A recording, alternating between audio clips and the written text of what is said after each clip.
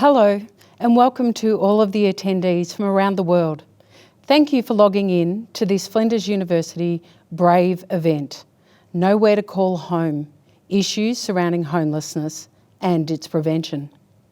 I'm Professor Deborah Bateman, Dean Education across the College of Education, Psychology and Social Work at Flinders. I'm really excited about the presentation this evening and the discussion that'll arise in response to the questions that you'll ask. I'd like to acknowledge that we are hosting this forum on the lands of the Kaurna people and pay my respects to elders past, present and emerging. I'd also like to acknowledge and highlight the significance of and relationship to the land for our Indigenous peoples, and it's important in providing a sense of place, home and belonging. Tonight's event is delivered as part of the Brave lecture series. Why Brave? Because through this series we showcase our researchers who challenge the status quo and bravely investigate with a view to resolve some of the biggest societal challenges that face us in our times. Tonight, during National Homelessness Week, we discuss one such issue, homelessness, and we present a challenge back that we are all part of a or many solutions, reminding us also that we are talking about the lived experience of people. People we know, people we don't know, people we see, people just like us, whatever the us is that we identify as. Tonight, we'll be focusing on a group within the hidden homeless. That is women and children and their experiences of homelessness in the context of domestic and family violence and encounters with displacement or dislocation. Whilst we recognise that homelessness is experienced by a broad range of people, our presenters tonight will focus on their areas of expertise, and they will discuss a soon-to-be-published research project and report entitled Young Women's Experience of Violence and Homelessness. It was conducted in partnership with Housing SA in the Department of Human Services, South Australia. I would also like to acknowledge the very brave young women who participated in this research project, who generously shared their often traumatic personal narratives and lived experiences, so that the situation others are entrapped in may be disrupted for their futures, and so that the rest of us may learn how to lean in and offer our best resources and contributions to not perpetuating the cycles in which they find themselves located. The theme of National Homelessness Week this year is Everyone Needs a Home, something that so many of us take for granted. Tonight, we'll examine the meaning of homelessness and home. We'll discuss the implications of a long-term, culturally appropriate housing solution system that provides for a home beyond a crisis response. Now, before we begin, I'd like to mention that some of the content that we're going to discuss tonight, particularly in relation to women's and children's experience of violence, abuse and homelessness, is disturbing. So we want you to take care of yourself and take a break from this if you need to. This live stream will be recorded and it will be posted on our website at a later point for you to choose when to watch it and maybe in whose company you may watch it. We've also provided the links on this Facebook event to some services who are also available to help you work through the stories and your experiences that we can also see you posting currently on Facebook right now. It's our aim tonight to set the scene for issues, for discussion, to provoke some further thinking and to provide some evidence-based suggestions to possible long-term and sustainable solutions. We have a live Q&A session via Facebook, offering the audience the chance to participate in the discussion and to pose questions to our speakers in real time. We do ask that everyone please adhere to Facebook's community standards and that our forum is treated as a safe place where people are treated respectfully and with dignity and have the chance to have their voices heard and their ideas recorded. We're ready to start receiving questions, and in fact, we can see you've already been posting. So we're ready to receive our prompts, so send them please via the Flinders Facebook live event or join our Twitter stream with #BraveResearch. So without any further hesitation, I am absolutely delighted and proud to introduce my colleagues and our speakers tonight. Joining us is Professor Sarah Wendt, a Matthew Flinders Distinguished Professor in Social Work and Director of our SWIRLS Centre, or the Social Work Innovation Research Living Space. SWIRLS is a centre focusing on research that uses evidence and lived experience to create innovative solutions in and around social work. We are also joined by Associate Professor Kristin Natalier. Chris is an Associate Professor in Sociology and in our College of Humanities, Arts and Social Sciences. Chris is also an active member of our SWIRLS Research Centre and has contributed conjointly to the research with Sarah. Thanks so much, Chris and Sarah, for joining us this evening. Thank you, Deb, and welcome everybody. Now, to give some context, we're going to start by talking about what exactly we mean when we talk about homelessness. So when we talk about homelessness, we're describing more than the absence of a roof over one's head. As well as a lack of shelter, homelessness refers to the absence of security and stability. People have to live somewhere that meets their physical needs, but they have to live somewhere that meets their social needs as well. Now, we've given you a definition from the Australian Bureau of Statistics. And according to the ABS, when a person does not have suitable accommodation alternatives, they're considered homeless if their current living arrangement is in a dwelling that's inadequate, has no tenure, or if their initial tenure is short and not extendable, or doesn't allow them to have control of and access to space for social relations. So these absences can be manifest in different types of homelessness.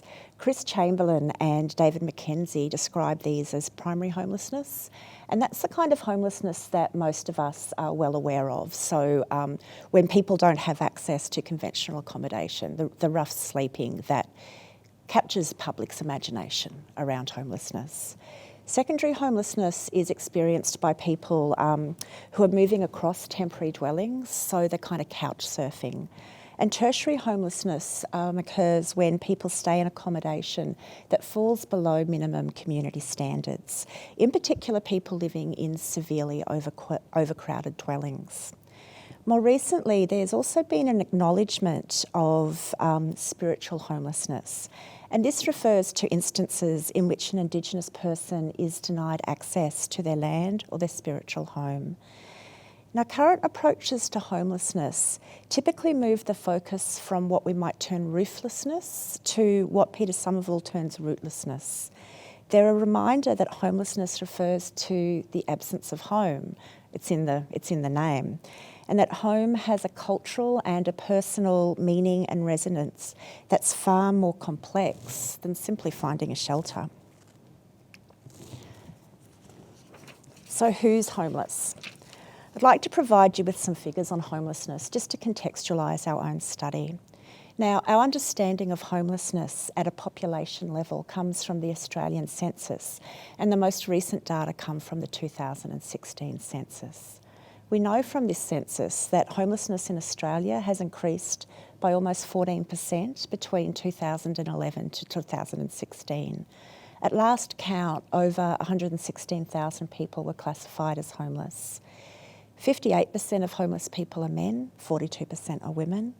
And severe overcrowding, so that tertiary homelessness, that's the most common type of homelessness in Australia. 20% of the homeless population are Aboriginal and Torres Strait Islander Australians. And people who were born overseas and then came to Australia in the last 5 years account for a further 15% of the homeless population. And of that particular group, around about 80% are aged between 12 and 34. So homelessness is often a young people's risk and a young person's experience. And in fact, 60% of homeless people in 2016 were aged under 35 years. Now, all of the women that we spoke to in our study belonged to two groups at particular risk of homelessness. They were young and they experienced domestic and family violence. So our study was designed to explore the experiences of this group of vulnerable and also resilient young women. So our study was supported by Housing SA, and Housing SA were interested in learning about the experiences and the service needs of young women who'd experienced domestic and family violence or sexual assault and who were or at some stage had been homeless within that broad definition of the term. So we included 22 young women in our study. 12 of these young women had children, and when we interviewed them, 2 were living with partners. We spoke to women from Aboriginal and Torres Strait Islander, Anglo-Australian, African and Middle Eastern backgrounds. We also spoke to practitioners from a range of youth and housing and violence services, but today we do really want to focus on the experiences and stories of the young women that we spoke to. Now, when we did our study, we were particularly interested in encouraging the participants to share their experiences and their perspectives and needs in ways that were meaningful to them. So this means we used in-depth semi-structured interviews. And so these interviews aren't like surveys where there's defined questions and very limited kind of answers that people choose from. Instead, we had a set of issues that we were looking to discuss over the course of the interview, but those interviews were women-led. And we then looked for patterns across the lives of the women to try and figure out what that experience of homelessness was like and what kind of services and supports were going to be particularly effective in supporting this population. So I'd like to talk a little bit about the context of these women's lives. Nearly all of the young women we spoke to described childhood abuse and neglect in the context of parents' drug addiction, alcohol addiction, mental health issues, or domestic and family violence. Many were abused by a parent or an older sibling, or mothers and fathers, new partners and friends. Those who were sexually abused were victimised by fathers, stepfathers, or their fathers' friends. Now, as children, these young women had somewhere to live, but they felt scared and they felt trapped. They were homeless at home. That is, they didn't experience the safety, the stability, the supportive relationships, that sense of haven that gives home its meaning and gives it a significance beyond physical dwelling. Violence eroded young women's sense of safety and belonging, and that sense of safety and belonging might otherwise have kept them at home for longer. But instead, the young women sought to leave as soon as they possibly could. Some maintained a relationship with their family once they left, but others did not. All of these women then experienced violence perpetrated by at least one intimate partner after they left home. Now, trauma was a key theme in women's trajectories into homelessness. Homelessness was linked to abused and fragmented childhoods and adulthoods, and a lifetime exposure to multiple forms of violence and trauma. Their homelessness reflected cumulative risk and adversity. So most of the young women had spent their adulthood, and indeed sometimes their whole lives, in unstable or inappropriate or unsafe housing, experiences that intensified the existing trauma. Over the longer term, homelessness could be manifest in not only not having a roof over one's head, but even when there was a roof, experiencing stability, needing to manage multiple moves, needing to leave in the context of domestic and family violence, being threatened with eviction, struggling to meet the rent, and making trade-offs to afford accommodation. So the idea that a roof would solve the problems was just far too simplistic. Often their housing was inappropriate or located in unsafe neighbourhoods, and this contributed to their social isolation, or alternatively them seeking out relationships that were unsafe or kind of pulled them back into a life that they were trying to leave behind them. Now, these experiences were contextualised in a housing market that offers really long wait times for public housing, limited affordable private rental housing, and often a reluctance on the part of real estate agents to rent to young people and to rent to single mothers. This meant that many of the women experienced multiple episodes of homelessness, including rough sleeping, couch surfing, crisis accommodation, and homes with limited tenure. These experiences intensified their poverty by limiting their capacity to engage with education and find employment. They also indirectly contributed to further domestic violence as women moved in with and then stayed with abusive boyfriends in the hope of greater housing stability and love, thus essentially intensifying the trauma and continuing the cycle of violence and homelessness. Thank you, Chris, for providing that context of the women that we spoke to for our study. Before we talk about some of the learnings of the study, I think it's important that we recognise the lived experiences of the 22 women that we spoke with. And so I'd just like to pause and tell a story from a young woman that spoke to us throughout the study. This is one story, but it's very reflective and has resonance across the 22 women that we spoke with. I want to tell you about Abby, who was a young teenager at the time of interview, and she was living with her boyfriend in social housing. But in her childhood, Abby had been the primary carer for her siblings, while her father was often in jail and her mother lived with drug addiction. Abby's memories of this time are of her parents' physical and emotional absence, inflicted by the satisfactions of feeling in control of her space and her daily routines. Abby's home was, however, tenuous. Child protection removed Abby and her siblings, and they were placed into state care. Abby has lost touch with her siblings. For Abby, residential care became a defining experience. Abby lived in a house with people she did not know or did not want to be friends with, who, as she said, brought with them a lot of drama, challenging behaviours, and violence directed towards her and others. Abby felt uncomfortable, unsafe, and out of place. Her life was constrained by others' rules in a place she did not want to be. Her great desire was to move out. This was to be the step into independence, and as importantly, a step into a new life, a way to get away from the surveillance and a way to try and belong. So Abby's move, when it came, was actually shaped by joys and this wanting to be independent. But also she experienced a lack of control, a lack of consultation and decision-making about where she was going to live. Abby was placed in social housing, in a unit, across the corridor, though, of her best mate. Her relationship with a young man reflected those reported in previous studies, where young people can be marked by intense desires to connect, to be loyal. But Abby and her friend, they lived in their new home, they were very excited, and of course they started to encourage partying.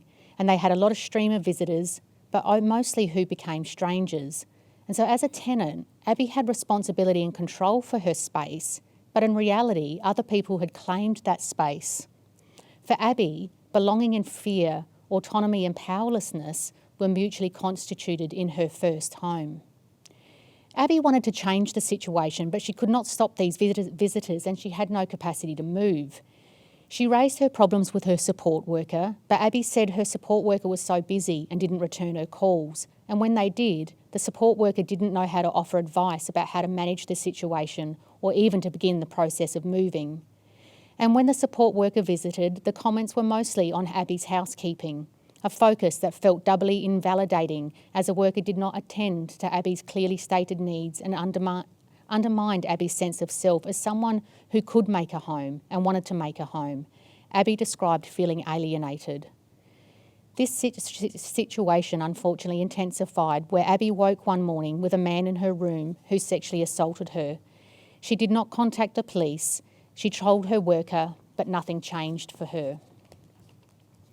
Abby became very anxious and depressed, and she could not maintain the house to the standard required under her tenancy, and so she was evicted. For Abby, the loss of the unit had practical and symbolic consequences. Abby was offered a place at the residential unit that she had left, but this meant returning to the site of surveillance, control and unbelonging. As importantly, perhaps more importantly, Abby felt she was taking a step backwards into her past life and could not hold on to her sense of moving forward into a different life. The loss of tenancy and the move back to residential care, Abby said, made her feel like a complete loser, someone who had failed to fulfil her plans. Abby created a new pathway into her future instead. She wanted to move in with her boyfriend, who she'd only recently started to see. They lived at his mother's house before arguments over the state of her house, a theme through which Abby's accounts of her life meant a lot to her, meant that the situation just was untenable. Abby's boyfriend then moved into social housing, and Abby now stays with him. But it's his name on the lease, it's not hers. She does keep the place tidy, but the house is set up the way he likes it. It doesn't feel like Abby's space. The boyfriend is a little controlling, and they often have fights which end in Abby staying with friends again for a few days and couch surfing. But for the moment, Abby has a home, but her relationship and her lack of formal status as a tenant means it's very unstable. So Abby's history kind of highlights the importance and absence of supportive relationships in her life. Her drive to create her own home was at least partially informed by her need to build a place where she felt safe and in control, but her relationships with friends, family and support workers could not recognise or facilitate the plans she wanted. Abby's experiences are reflected in those previous studies that we've seen, that service workers can be unreliable, ignore or misrecognise young people's needs and preferences because they're working in a really demanding setting. In the instance of her support worker, the failure to acknowledge what it meant for Abby to have her own home in both practical and symbolic terms intensified her housing security, but it also eroded her sense of self. So what can we actually learn from Abby's story is I want to now kind of reflect on the learnings after listening to the 22 women's stories. What can we glean from these, and how can we take these stories and lived experiences into learnings around policy and practice? And so when we reflect on Abby's story and all the stories, I believe we can learn so much. And when we look at across the 22 women's stories, these learnings just become louder and louder. But I also want to acknowledge that the learnings or the focus is not about individual workers. For example, the individual worker in Abby's story. But the learnings and the focus actually need to be at the system and structural level, and we must acknowledge the complexity of the issue that we're dealing with: violence, abuse and homelessness. So first, the young women who receive services, what we learned was relational elements of services are really important. Their comments support existing research findings that indicate young women value and respond to workers who promote authentic, respectful and personalised relationships and support services. For the young mothers in particular, a service response that offered a supported, secured and respectful environment allowed them to escape violence and abuse and have their baby or raise their children in a safe place. And this sense of safety and autonomy was particularly important. They named that they valued the emotional and the material support, particularly around their mothering. This support was particularly important when it respected and supported mothers' cultural practices or assisted women to feel connected to their culture and important people in their culture. This was particularly important for Aboriginal women. The secure housing enabled young women to move, allowed the young women to move from making decisions in crisis, in a highly anxious state, to a state of much calmer and consideration. The housing, the crisis housing, allowed them to get to know their baby, to strengthen their relationships with their children, to learn about being a mother, the role that they highly valued. The young mothers' experiences of supported accommodation, though, kind of diverged in two ways. Some said the housing, which physically separated them from the wider social networks while allowing some visitors on site, gave them a real sense of safety, freedom and autonomy. But for others, we also heard and listened that it brought a degree of loneliness or a constrained, sense of independence. And so researchers found, like we did, that young homeless women often feel lonely or isolated and excluded from meaningful relationships and from normative social practices and life trajectories. So these feelings extend to their relationships with service providers also. And so it's important for service providers to be aware that many marginalised young women are actually really perceptive and sensitive to a lack of care. The young women without children similarly described the importance of relationships to service providers. Stability, routine and support offered these young women a sense of safety and optimism, but they also yearned for greater independence. So you kind of got those two things sitting there. However, their experience suggested that independent living was not necessarily safe or sustainable. Often some women described being placed in socially isolated accommodation or in contexts that opened them up to social and sexual exploitation and assault. And so when independent living meant living by themselves, they often felt unsafe, lonely and unsupported.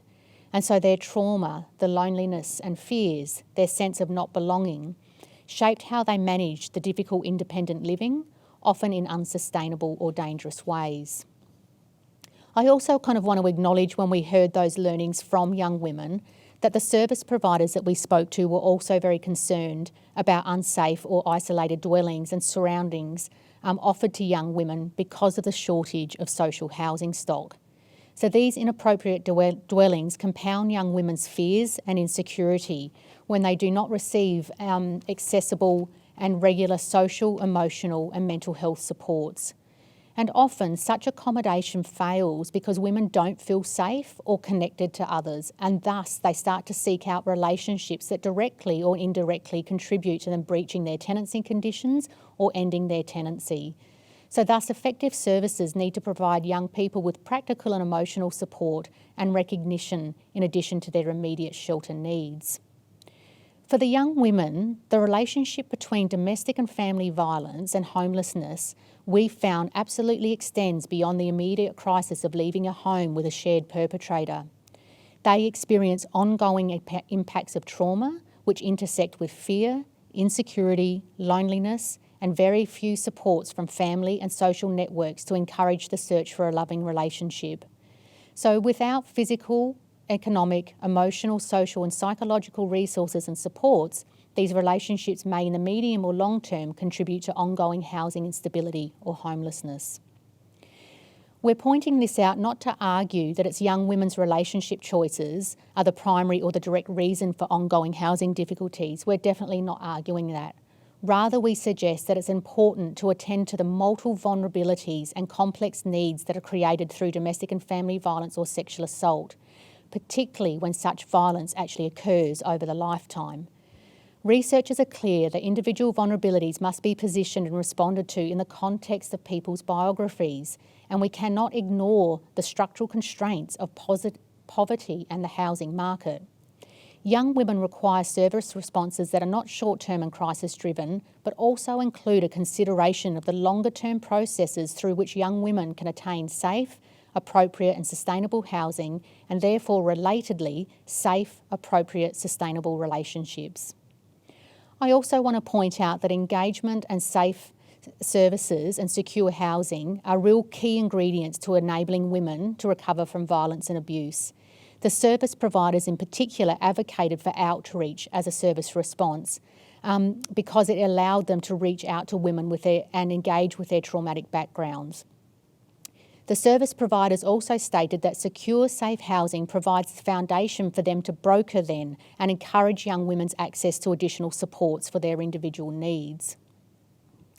From the services of young women and insights from the service providers, the key message is that housing support and services for domestic and family violence and sexual assault need to recognise and prioritise connection as a part of practice.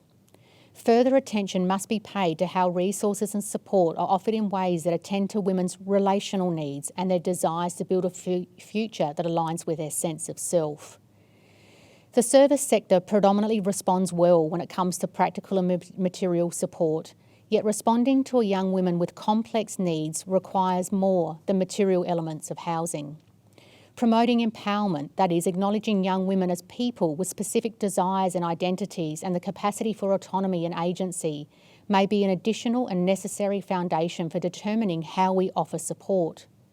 Exploring how therapeutic services can be embedded as part of a wider service system response to help women understand and address their trauma is likely to have positive impacts on their mothering and the development of safe relationships, and on their financial independence and their housing autonomy.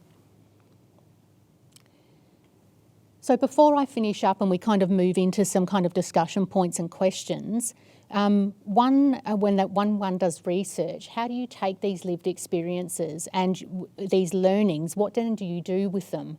And so as researchers, we try and make recommendations. So what can we do about this? So in our report, we had to think about creating an authorising policy environment that privileges safety first and aligns it with modified housing first policy approaches. What does this mean? What are the principles or actions that sit behind these policy responses? Service systems, we argue, like your domestic and family violence, housing, homelessness, health, need to be more integrated to ensure that entry into one system does not limit young women's eligibility for or capacity to access an array of services to address and support their complex needs. We argue that domestic and family violence should be recognised as a unique driver of homelessness that requires service responses that acknowledge its specific gendered dynamics and resultant complex needs.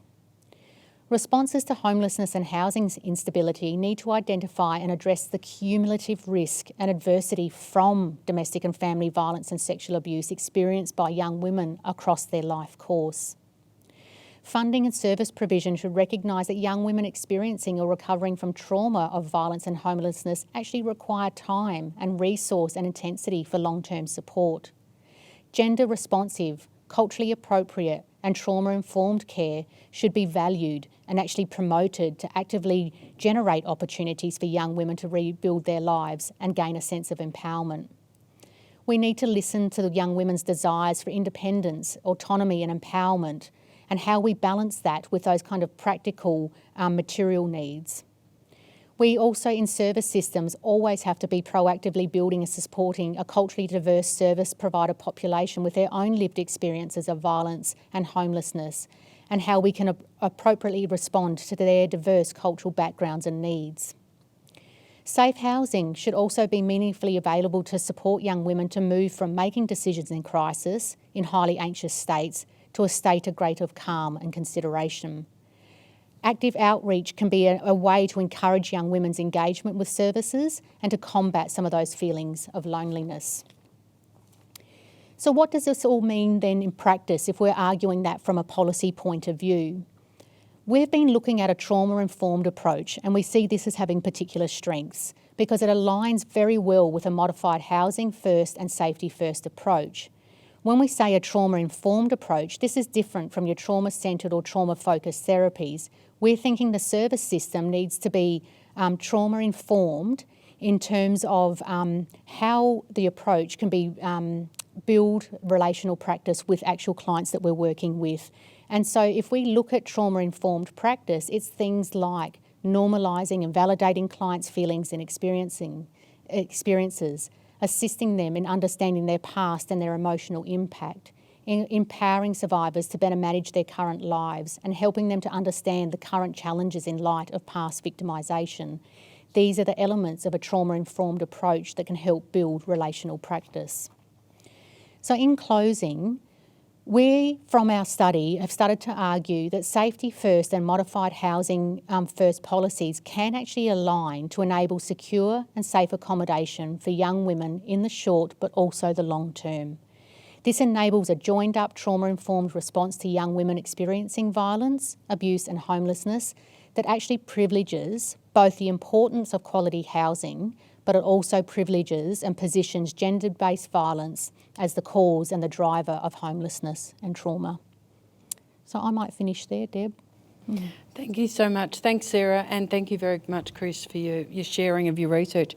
I think one of the things that's really pivotal here is the volume of learning and the implications that arise. policy, infrastructure, integrated services, the approach that would be used. I have the task of moderating a whole volume of interactions on social media, questions that are coming in to engage with your work. So I have to acknowledge there are so many incredible stories being shared across social media, and we will curate those stories, and we will make sure that Sarah, Chris and the SWIRLS team have access to those and are able to post something in response. And in my role as moderating, I'm going to clump a few questions together because I can see some really big themes starting to arise across the different platforms. So I might actually start, Chris, with something that has been addressed really for you, something you referred to around that safety and risk kind of profile for young women, particularly who are homeless. You referred to multidimensional safety. Can you tell us a little bit more about what that means and what that looks like?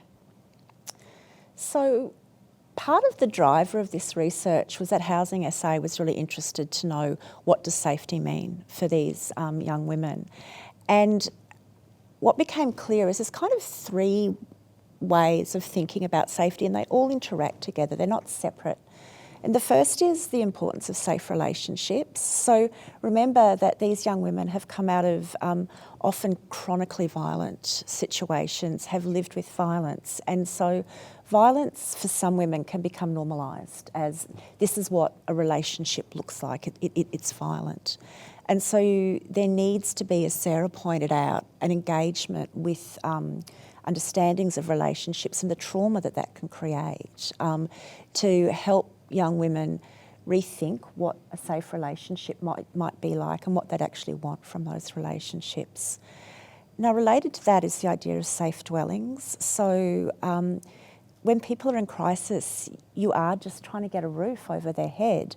But again, if we think about homelessness as more than rooflessness, but as the absence of any capacity to create a home, you can appreciate that we need to do better than just something that keeps the rain off. We need to have dwellings that are appropriate for women's particular needs. So one example is stairs, for example. Stairs aren't necessarily unsafe unless you've got a 2-year-old, and then that can become a huge problem. So you've got to find accommodation that actually works for young women. Another instance, if your window's broken and that doesn't get fixed, and you are highly traumatised, then that is an incredibly scary situation which can push you back into trauma, make it very difficult to engage with support services. And then finally, there's the idea of safe neighbourhoods as well. So we need to be putting young women and their children in places that actually work for them. So that means not chaotic neighbourhoods. It means not isolated neighbourhoods. It means putting them places where they can actually make meaningful connections with community. We can think about home not just in the place we live, but kind of multi-scalar as well. So I'm sure for many of us, we feel like we have a place to live, which is our home. But if we're lucky, our home can extend to our sense of community as well. We need to be creating that kind of safety for young women, I think. Yeah. That seems like quite a good segue, actually, into a question that's come from Ben, taking on, I guess, some of the things, Sarah, that you've raised about getting beyond crisis interventions. Ben specifically asks, and I'm going to wrap it into another question that comes, but Ben's asking, you know, to go beyond crisis, to be able to go beyond the short term, what kind of housing model, or what would be the kind of things you would want to think about in creating a culture of earning or learning or a sense of community for people? So beyond the crisis and the long term. Yeah, that is a good question, Deb.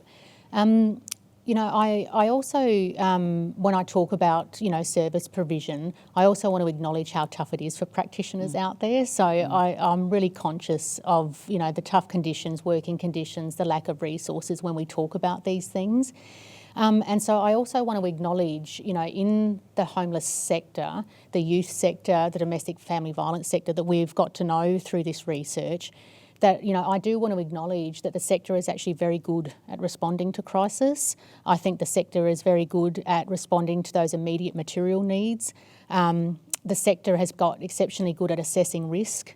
And so I kind of want to acknowledge, that all that front end work has been hard ground won, and it's done pretty well. But for me, often it's how do people move out of that service system and beyond that instead of constantly returning and being assessed again. And that's the worry for the sector, and it's a bit of a worry for me. So I kind of start to ask myself questions about, what would a long-term infrastructure start to look like if we were to reimagine and take notice of things like relational practice or how we understand and support complexity. How do we actually get around young people in the context of their lives? So when you start thinking about some of those things the young women spoke about, how do we then start thinking more creatively about long-term infrastructure? And so I think there is always going to be a material element to this. So the young women often could get crisis accommodation. The next best thing is the service could offer them short to medium term supported accommodation, but that time runs out really quickly. And so then the service and the women are up against this pressure either to find private rental accommodation or to luck out and get some kind of social housing that's so hard to get. And so I think that longer term social housing is going to be an item that's always on the table that we want to discuss. But also I want us to have a think about, in terms of service provision, social work service provision, how do we offer services that are really and truly relational? How do we start to address trauma? How do we build that into the service system so that becomes the logical next, when we've stabilised people from crisis? So I want us to kind of also pick up what Chris was talking about, is how do we think about safety in broad terms besides the immediate kind of risk safety? So how do we think about good income? How do we think about access to education and employment? How do we create social capital around people, connection, belonging, is which the young women particularly want to focus on when they were talking to us. So for me, Deb, in trying to answer that question, the question comes, how do we resource in a time where resources are so tight and we have so many pressing issues? How can we resource a sector that I think is actually doing really well in the crisis response, perhaps to move down to and provide that other service provision that's that kind of longer term tail? Good crisis response, we have those experts, why don't we invest in them and allow them to do the work more long term? Yeah. No, I think that's a really thoughtful response. I think to Ben's other question, I think one of the things that people are asking quite a lot of questions about online, and I can see Tina and Jodie in that have asked these questions, and I'm going to do them in a series of, but the role of community, I think, is the other part of Ben's question. Yes. That we are in very uncertain times right now, and some of the questions that are starting to appear on the forums are around. So Jodie, for example, is asking, at the moment, our governments and a lot of the infrastructure has put in short-term interventions to address COVID requirements, yes, homelessness, and addressing those vulnerable people in a society who don't have access to infrastructure. So what happens post-COVID? What would be the planning post-COVID? Because hopefully at one point we will no longer, be as subject and as constrained by the virus itself. What will happen to those people who have had short-term accommodation in the hotels or in the other places? Will it be that there's a date kind of cut off? What is the responsibility of community in responding to these things? Mm-hmm. Thoughts from either of you on? Well, that's a big question, isn't it? I mean, pandemics are deeply terrifying and also quite fascinating in terms of highlighting where those inequalities lie, and also perhaps highlighting that we do have the resources to deal with those inequalities if we've got the will and the drive to do that as well. I don't know what's going to happen to people who are, being housed in crisis accommodation, for the duration of the pandemic. But I do think that if we just keep thinking about this in terms of putting a roof over one's head, we're not going to solve the problem. Even if those people are kept in hotels for, however long they want or need, that's not going to address the drivers that are creating homelessness amongst new groups, either, as a result of the pandemic because you lose your job, or because of domestic and family violence, which can drive women from their homes, or family conflict and upheaval, which can drive young people from their homes, or just sustained low income in areas where housing costs are really high. So you just have one crisis and you don't bounce back from that. So COVID, I think, gives us a chance to think how we might do things differently as a community, perhaps how we might think of ourselves as a community a little bit more. But it also highlights this can't just be short-term crisis accommodation. I don't know, what do you think? So if I can build on then, because we've got a couple of other related questions, and interestingly, I think there's a new term, a phrase which is appearing, which is the unknown homeless, and that's probably more to what Jodie was trying to get at. So right now we have a group of people in our society as a result of COVID who may well be in situations where they're confronted with the kind of scenarios that you've outlined tonight in terms of their family and domestic violence.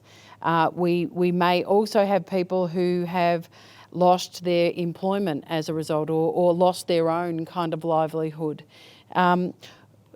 How are we imagining or identifying what these new cohorts of unknown homeless are, and what might be the kinds of infrastructure or the kinds of immediate reckonings we need to begin to engage with to explore what that means?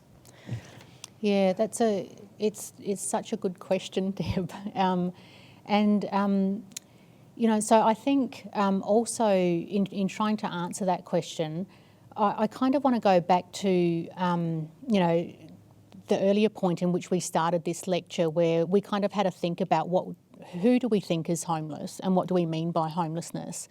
And so, the point of kind of the lecture tonight, or the discussion, is to try and get us to think beyond the bricks and the mortar, two concepts of home. And so when I go back to, thinking about how the women spoke about their stories with us, the majority of their storytelling was around wanting to feel connected, wanting to belong, having a sense of safety inside their own homes. And so for me, how do we kind of move forward from this?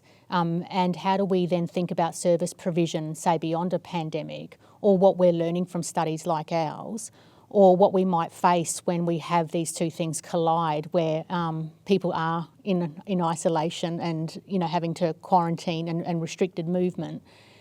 For me, I'm thinking about this whole policies around housing first, safety first. How can these two come together and be friends? They're not in opposition to each other. And so how do we think about service provision in both material and practical needs, which always needs to be there, but how do we invest in a workforce that's trained, professional development, resourced to be able to respond to the complex needs that we're talking about tonight? And often I think it's easier to quickly fund these things, the material things.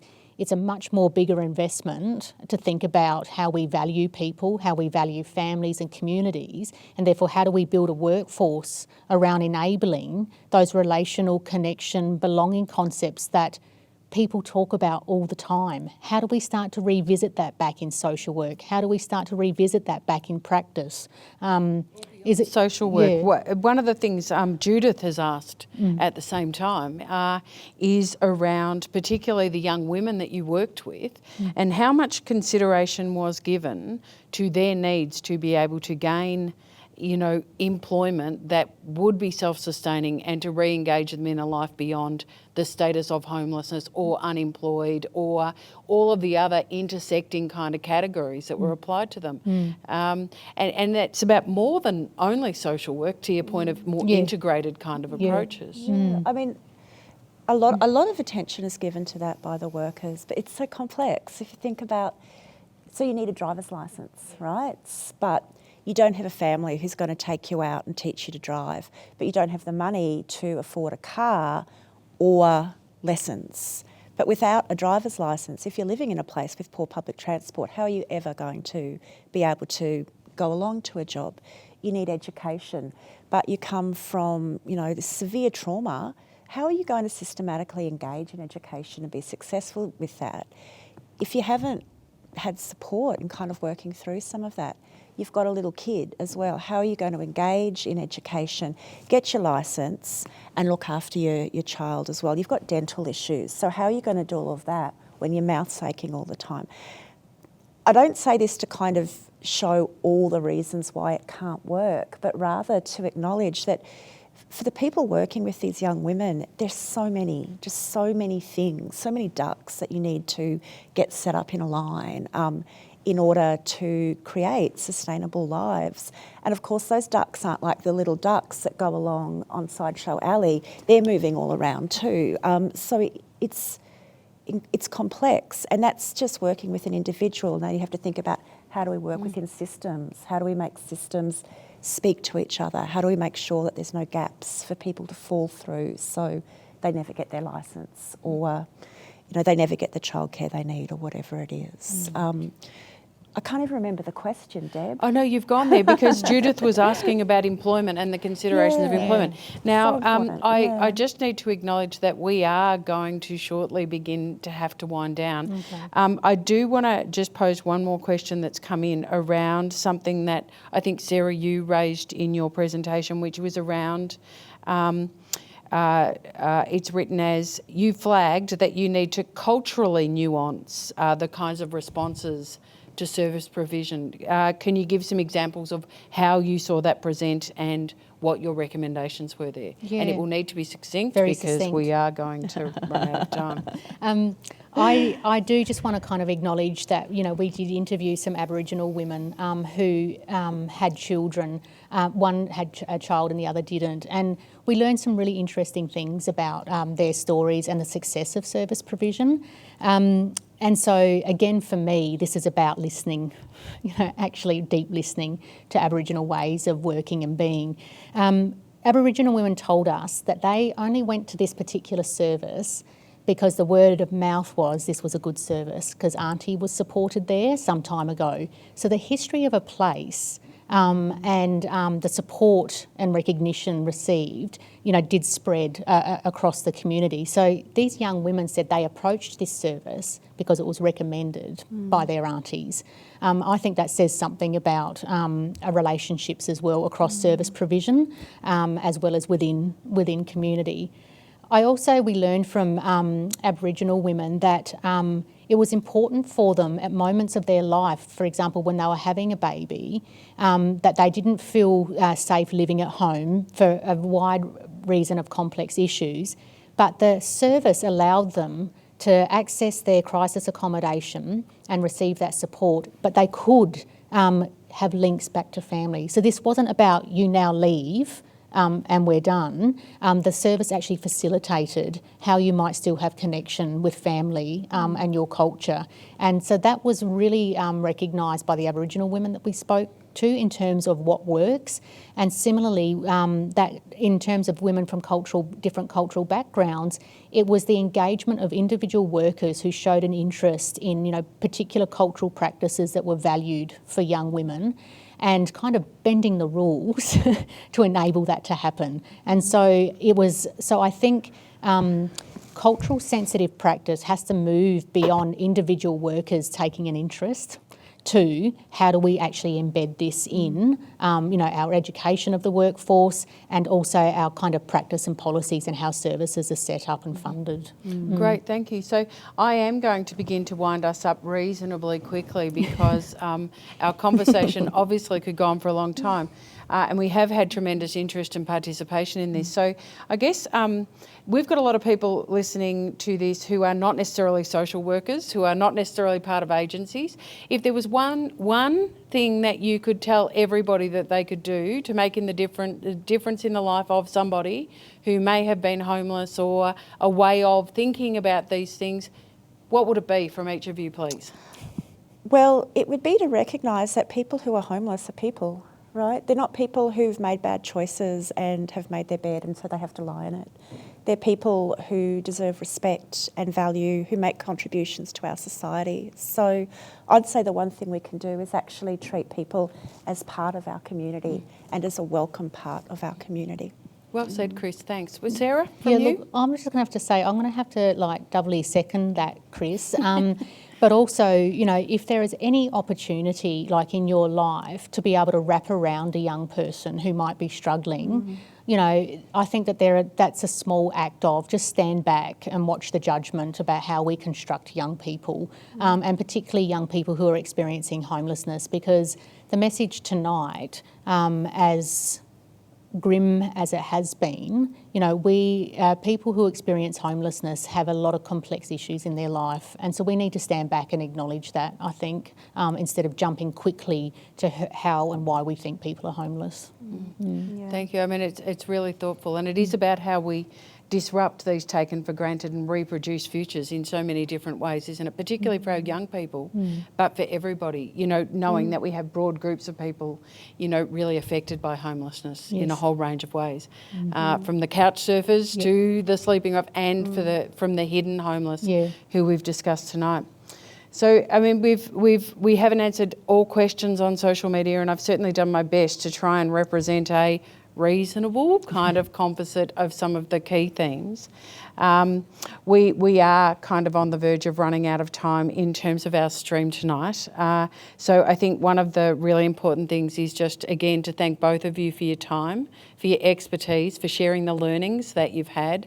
Again, thank you to those young women who participated in the research study. I think, this is about, in Italy, they talk about, it takes a village to raise a child. It takes a community to make sure everybody has a home, somewhere to be, somewhere to grow, somewhere to nurture the sense of self.